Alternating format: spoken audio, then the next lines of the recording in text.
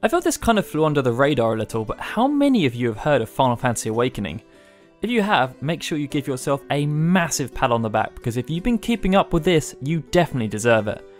Final Fantasy Awakening has actually been in development for some time by Perfect World, a Chinese development studio who have worked on games such as Jade Dynasty and more recently, Neverwinter.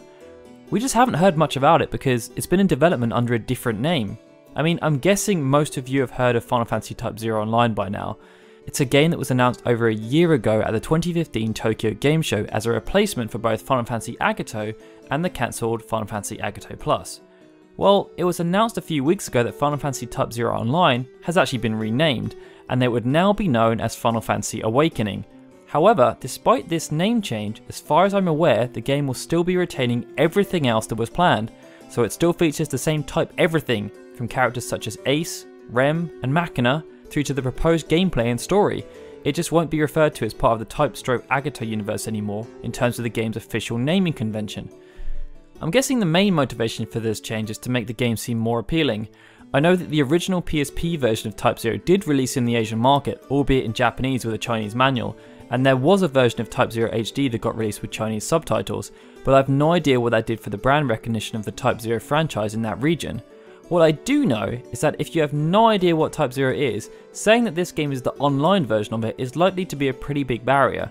Switching to something a bit more generic like Final Fantasy Awakening makes it sound fresh and dynamic and is therefore a much better marketing ploy, even if it spits in the face of continuity. I mean, it's not like it's the first time Square has done something like this when they're trying to seed the franchise into a new market, am I right? Just look at the classic switcheroos like Final Fantasy 4 and 6, which of course were known as Final Fantasy 2 and 3 in North America. Then of course there's even Final Fantasy Adventure and Final Fantasy Legend, which when they were released in Japan were known as Mana and Saga. It's not known yet whether this name change will be applied to just the Chinese market or whether other regions will also have the game releasing as Final Fantasy Awakening. I mean, to be honest, it's still pretty hazy as to whether we'll even get this game in the West. They did confirm it, yes, but since then everything has been rather quiet and there's never really been any official communication coming from Square Enix about anything to do with this game.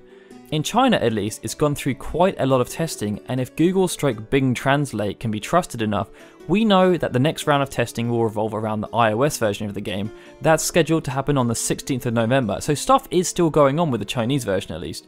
Anyway, I just wanted to pull this video together as more of a PSA than anything else, but I have been thinking about doing a video run through of the history of the Type franchise, as although it's pretty damn new, it's still gone through a ridiculous amount of change, probably more than most people realise. From naming conventions to platform changes to cancellations, when you actually jot it all down, it's nuts. If it's something you'd really like to see, let me know. So anyway, hopefully you're now in the loop about Final Fantasy Awakening. If I've missed anything out that's pretty important, please let me know. As someone who really enjoyed Type 0 and the world it created, I hope we could start to learn even more about Final Fantasy Awakening in the near future. And who knows, maybe one day the game will actually be released on our shores. If you enjoyed this video, please be sure to hit that like button and subscribe.